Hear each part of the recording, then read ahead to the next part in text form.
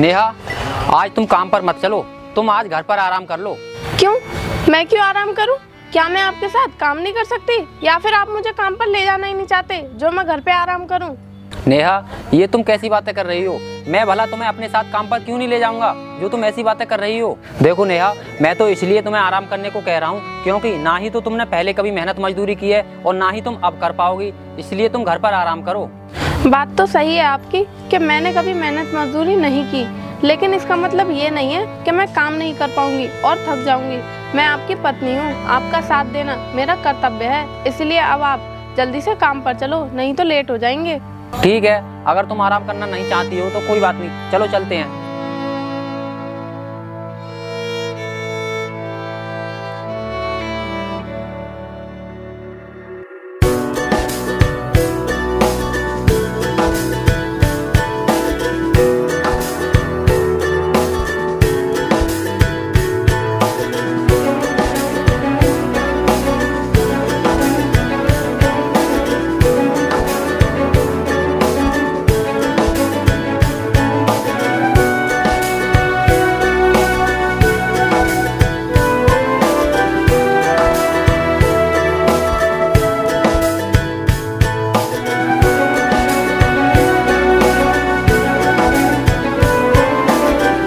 मालिक साहब नमस्ते। नमस्ते नमस्ते। अरे रोहन, आ गए तुम ये काम करो, ये बजरपुट ना सारे में फैला पड़ा है, इसे इकट्ठा कर दो, ठीक है, जल्दी से। ठीक है मालिक, तो हम अभी करते हैं इस काम को।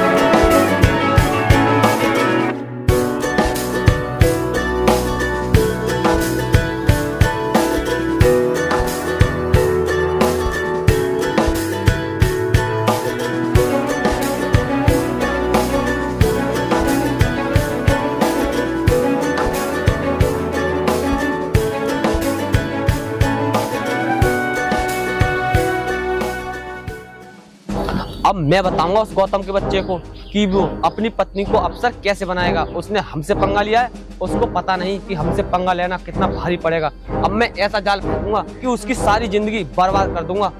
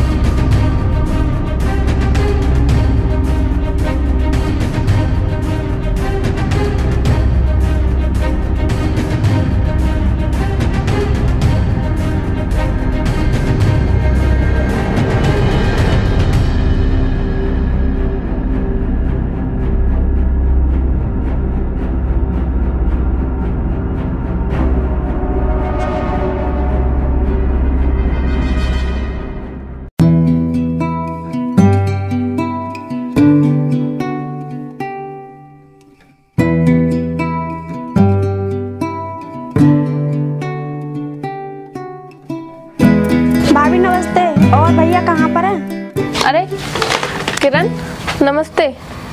तुम्हारे भैया तो अभी कुछ काम से बाहर गए हैं। तुम बताओ, और कैसी चल रही है तुम्हारी पढ़ाई? भाभी, जब तक आप हो जब तक मेरी पढ़ाई अच्छी चलेगी। क्यों किरण, मेरे होने से पढ़ाई की क्या बात है जो तुम ऐसी बातें कर रही हो? मतलब है भाभी, क्योंकि आप ही तो मुझे पढ़ाती हो। क्यों किरण, तुम्हारी मैडम नहीं पढ़ाती क्या स्कूल में? मैं तो तुम्हें कभी कभी पढ़ाती हूँ। भाभी, तुम इतना अच्छा पढ़ाते हो कि मेरे समझ में सब कुछ आ जाता है, इसलिए मैं तुम्हारे पास आ जाती हूँ। इसका मतलब मैं तुम्हारी मैडम से भी अच्छा पढ़ाती हूँ? अरे नहीं नहीं किरण, वो तुम्हारी टीचर हैं, उनका तो डेली का काम है बच्चों को पढ़ाना, तो मैं भला उनसे अच्छा कैसे पढ़ा सकती हूँ?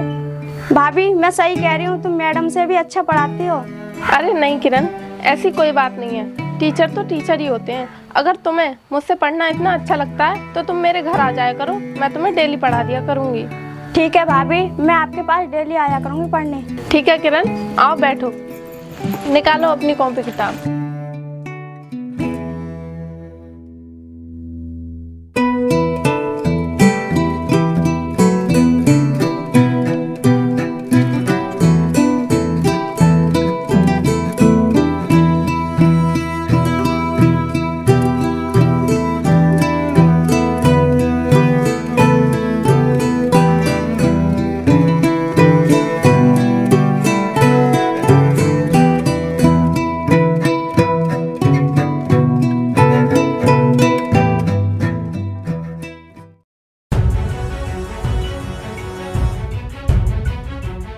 दरोगा जी, मैंने जो तुम्हें समझाया है वो तुम अच्छे समझ तो गए होगे। आप चिंता क्यों करते हो जमींदार साहब, जो आपने बोला है मैं वही करूँगा। चलो।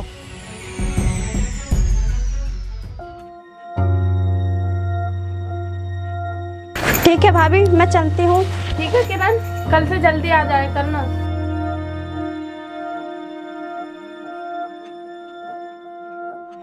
नमस्ते भैया। अरे नमस्ते। और किरण ठीक है तू?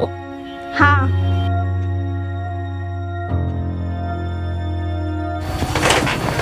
अरे नेहा, ये किरण कैसे आई थी यहाँ पर? कुछ नहीं, वो मुझसे पढ़ने के लिए आई थी। अच्छा, वैसे किरण के घर वाले तो सही नहीं है, पर किरण सही है, तुम पढ़ा दिया करो, ठीक है? ठीक है, आप कह रहे हैं तो मैं पढ़ा दिया करूँगी। आप बैठो, मैं आपके लिए खाना लेकर आती हूँ। ठीक है, ले आओ।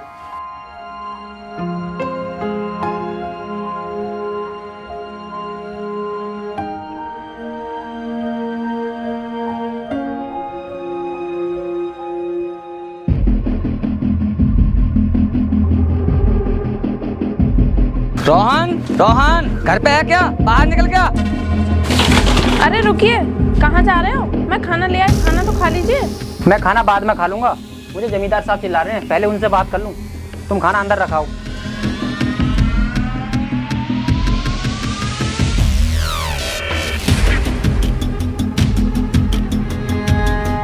अरे जमींदार साहब आप, नमस्ते। और सुनाइए, कैसे आना हुआ?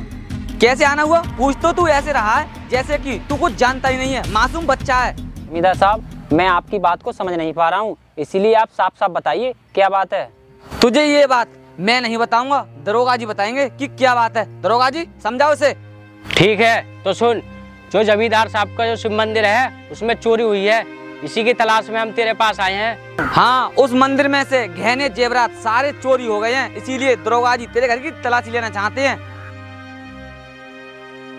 लेकिन दरोगा जी, हमारे ही घर में तलाशी क्यों लेना चाहते हैं? किसी और के भी घर में तलाशी तो लीजिए। नहीं, ऐसी कोई बात नहीं है। हमने तुम्हारे घर से पहले 4-5 घरों की तलाशी ले चुके हैं, उन घर से हमें कुछ नहीं मिला, इसलिए अब तुम्हारे घर की बारी है।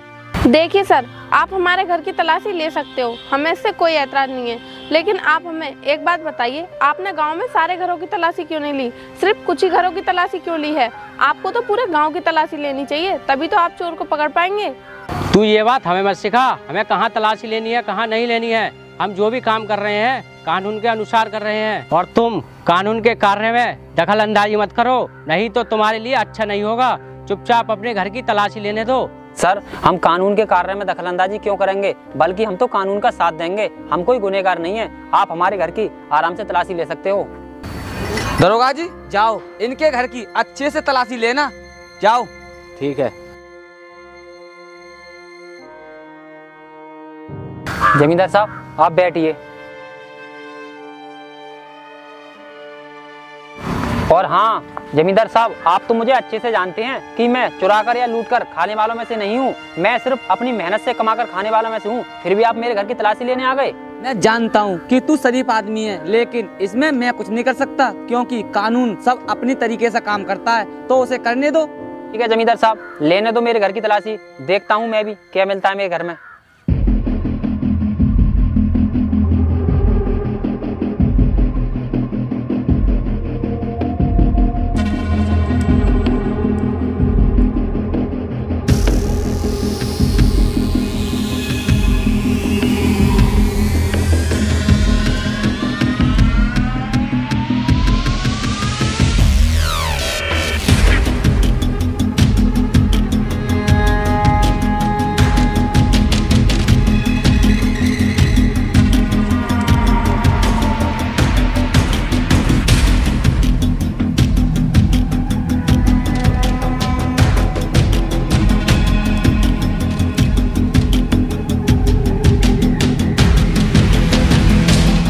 देखिए जमींदार साहब, इस थैले में से हमें क्या मिला है, जब तो ये हमें तलाशी लेने से रोक रहा था।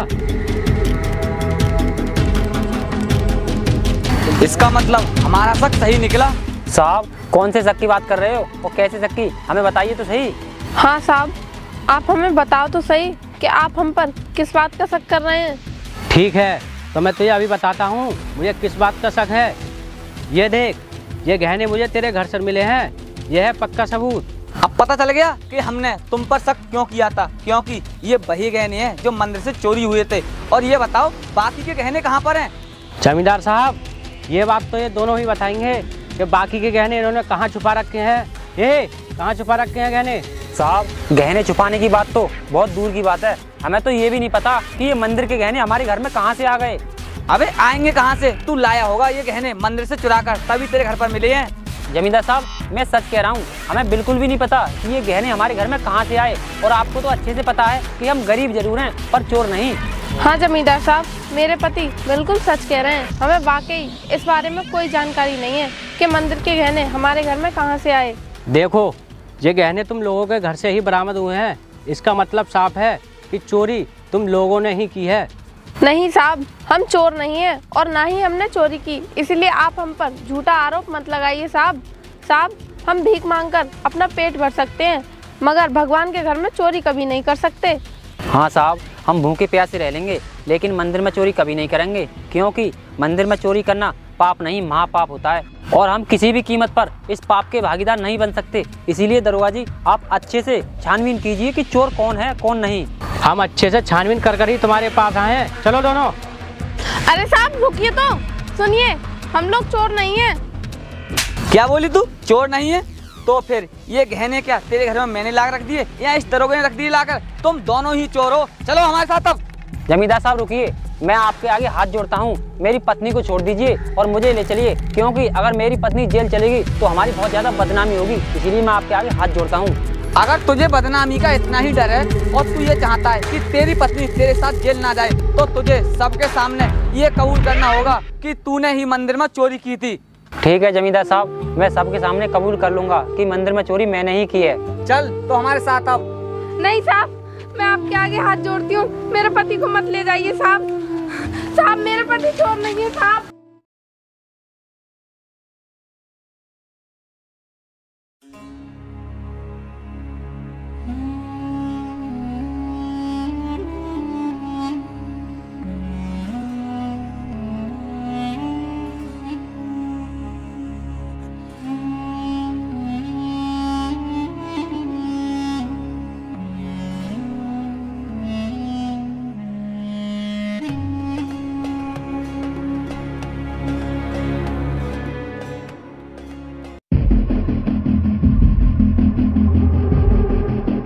देख, क्या यही है वो? हाँ भाई यही है वो। ए लड़की इधर आ। हाँ क्या बात है? बात ये है कि ये लड़का कब से तेरे पीछे पड़ा हुआ है, तू इसके दिल की बात क्यों नहीं सुनती? कभी इससे भी बात कर लिया कर। मैं क्यों करूँ इससे बात? कौन है ये सो मैं इससे बात करूँ? ये आशिक है तेरा, ये तुझसे प्यार करता है, इसलिए तू इसके दिल की बात सुना कर। अगर तू इसके दिल की बात नहीं सुनेगी तो तू मुझे जानती है। मैं स्कूल पढ़ने के लिए जाती हूँ, बेकार के काम करने के लिए नहीं, समझे तुम लोग? चली जाना, पहले बात तो सुनती जाओ मेरी। अरे किरण, क्या हुआ? क्या बात है? भाभी, ये लोग मुझे परेशान कर रहे हैं। तुम लोग इसे क्यों परेशान कर रहे हो? तुम लोगों को शर्म नहीं है क्या, जो तुम लोग एक लड़की को परेशान कर रहे हो? हम इसे परेशान नहीं कर रहे हैं, मैं इससे प्यार करता हूँ।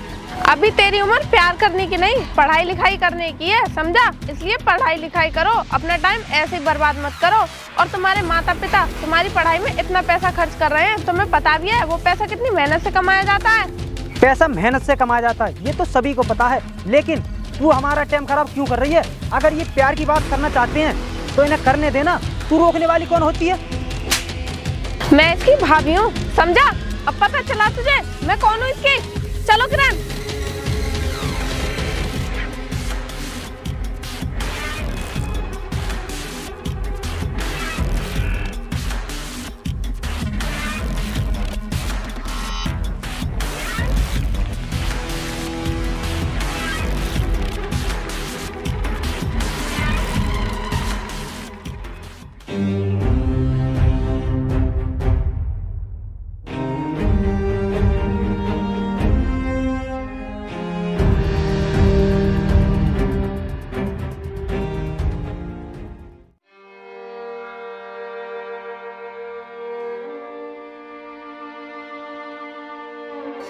गौतम, गौतम, अरे मालिक साहब आप, मैंने तो सपने में भी नहीं सोचा कि मुझसे भी यहाँ कोई काल कोठरी में मिलने आएगा। गौतम, तुम्हारा ऐसा सोचना बिल्कुल बेकार है, क्योंकि इस दुनिया में तुम्हारे चाहने वाले भी हैं, तभी तो मैं तुमसे यहाँ पर मिलने आया हूँ। मालिक साहब, मैं गरीब हूँ ना, इसीलिए ये सोच रहा था, क्योंकि इस दुनिया में गरीब का कोई नहीं होता। अरे नहीं गौतम, ऐसी कोई बात नहीं है, कोई दुनिया में तुम्हारा हो या ना हो, लेकिन मैं तो हूँ, तभी तो मैं मिलने आया हूँ। बस अब तुम मुझे ये बताओ, तुम किस चक्कर में, मतलब क्यों यहाँ जेल में क्यों लाए गए हो? मालिक साहब, ये तो मैं भी नहीं जानता कि मुझे यहाँ पर क्यों फंसाया गया है। मैंने तो कोई चोरी भी नहीं की है और ना ही मेरी किसी से दुश्मनी है, फिर भी पता नहीं मुझे यहाँ क्यों फंसा दिया गया है। लेकिन गौतम, मैंने तो सुना है कि तुम्हारे घर से मंदिर के गहने जेवरात बरामद हुए थे, वो तुम्हारे घर में कहाँ से आ गए अगर तुमने चोरी नहीं की तो? मालिक साहब, मैं और मेरी पत्नी सारा दिन तो आपके यहाँ काम करते हैं, तो फिर आप ही बताइए हम किस टाइम चोरी कर सकते हैं? मेरे ऊपर ये सारा इल्ज़ाम झूठा लगाया गया है। अगर तुम पर ये झूठा इल्ज़ाम लगाया गया है तो फिर तुमने अदालत में सबके सामने कबूल क्यों किया कि चोरी तुमने की है? वहाँ पर सच बताते, वहाँ पर झूठ बोलने की क्या ज़रूरत थी? मालिक साहब, कोई भी इंसान ऐसे ही झूठ नहीं बोलता। झूठ बोलने के पीछे उस इंसान की कोई ना कोई बहुत बड़ी मजबूरी होती है, और तभी मजबूरी में इंसान झूठ बोलता है।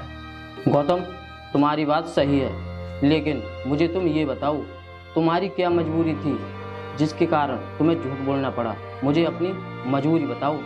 मालिक साहब, अगर मैं अदालत में जुर्म कबूल नहीं करता तो मेरे साथ साथ मेरी पत्नी भी जेल की सजा काट रही होती। मैंने अपनी पत्नी की खातिर अदालत में जुर्म कबूल किया और झूठ बोला। सारा इल्ज़ाम मैंने अपने सर ले लिया, क्योंकि मैं नहीं चाहता था कि मेरे साथ साथ मेरी पत्नी की भी ज़िंदगी बर्बाद हो जाए। गौतम, तुमने जो किया वो सब ठीक किया, लेकिन तुम अब चिंता मत करो, क्योंकि तुम्हारी पत्नी तुम्हारी खातिर दिन रात मेहनत कर रही है।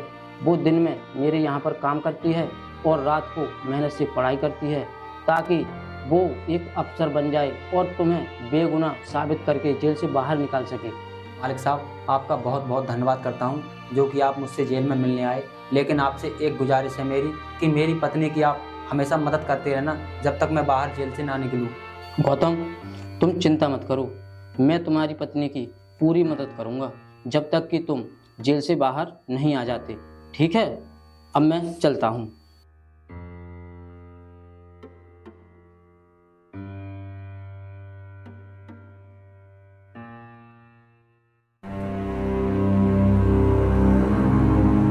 भाभी, जब से भैया गए हैं, जब से तुम रोती रहती हो। ज़्यादा मत रोया करो वरना बीमार पड़ जाओगी। किरण, मैं रो नहीं तो और क्या करूं? मेरे पति निर्दोष होकर भी जेल की सज़ा काट रहे हैं। मैं ये सोचकर परेशान हूँ कि मैं ये साबित कैसे करूँ कि मेरे पति निर्दोष हैं। भाभी आप शादी से पहले यूपीएससी की तैयारी कर रही थी, उसका क्या हुआ? हाँ किरण, मैं शादी से पहले यूपीएससी की तैयारी कर रही थी, लेकिन शादी की वजह से नहीं कर पाई। क्या हुआ? पहले नहीं कर पाई तो अब कर लो। किरण, यूपीएससी की तैयारी करना तो मैं भी चाहती हूँ, ताकि मैं अपने पति को निर्दोष साबित कर सकूं। लेकिन ना तो मेरे पास इतना सारा पैसा है और ना ही कोई कमाने का जरिया। और तुम ही बताओ, यूपीएससी की तैयारी करने के लिए बहुत सारा पैसा चाहिए होता है। मैं इतना पैसा कहाँ से लेकर आऊँगी? भाभी आप पैसों की चिंता मत करो, जितने भी पैसे चाहिए वो मैं ला के दूंगी। किरण, अगर तुमने पैसों का इंतजाम कर दिया ना, तो मैं तुम्हारा ये एहसान कभी नहीं भूलूंगी। चलो।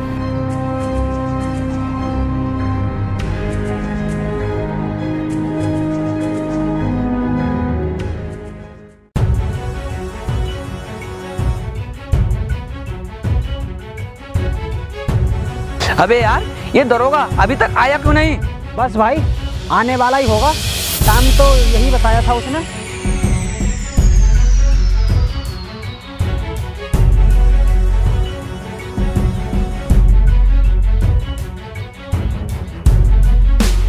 लो भाई, आ गया।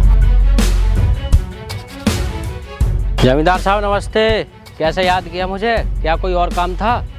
हमें और कोई काम नहीं था, सिर्फ तुम्हारी वफादारी का तुम्हें इनाम देना था, इसीलिए हमने तुम्हें याद किया। तेजा, इनको इनका इनाम दे दो। ये लो।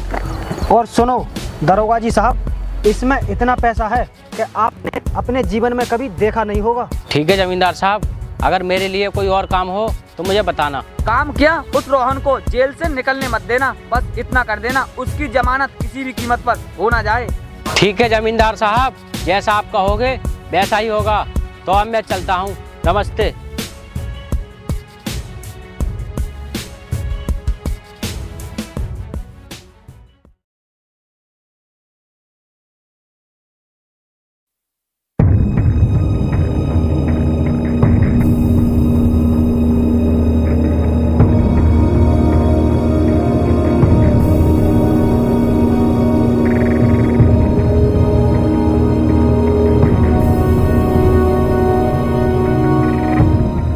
दरोगा जी, बचा लो, नहीं तो ये हमें जान से मार देगी। सुनो कुत्तो, आज ये दरोगा तुम्हें नहीं बचाएगा, क्योंकि ये कानून का मुहाफिज है। ये कानून की मदद करेगा, तुम्हारी नहीं। हाँ जमींदार, अब मैं तुम्हारी कोई मदद नहीं करूँगा, कानून की मदद करूँगा और तुम्हें गिरफ्तार करके तुम्हें जेल में डालूंगा। लोग सच कहते हैं पुलिस वालों से, नहीं दोस्ती अच्छी नहीं दुश्मनी, क्योंकि तुम लोग वक्त आने पर अपनी औकात दिखाई देते हो, क्योंकि तूने हमारा नमक खाकर हमें ही अपनी औकात दिखा दी। मैं अपनी औकात नहीं दिखा रहा हूँ, मैं अपना फर्ज निभा रहा हूँ, समझा तू? सुनो कुत्तो, तुम लोगों ने मेरे पति पर चोरी का झूठा इल्जाम लगाकर उन्हें जेल में डलवाया था ना। अब देखो मैं तुम्हारे साथ क्या करती हूँ। दरोगा साहब, अब वक्त आ गया है आपको अपना वादा पूरा करने का। इन दोनों कुत्तों को जेल में डालकर मेरे पति को रिहा करा दीजिए, ये आपकी जिम्मेदारी है। मैडम, आप चिंता मत कीजिए, आपके पति तो बिल्कुल निर्दोष है, अपराधी तो ये दोनों ही है। दरोगा साहब, मैं जानती हूँ कि मेरे पति निर्दोष हैं, क्योंकि मंदिर में चोरी तो इन दोनों ने करवाई थी। इसीलिए तो मैं एक IAS अधिकारी बनी हूँ, ताकि मैं अपने पति को निर्दोष साबित करा सकूँ। ठीक है मैडम, मैं इन कुत्तों को ले आ रहा हूँ और आपके पति को बाइज्जत बरी कराऊंगा। चलो भी कुत्तों।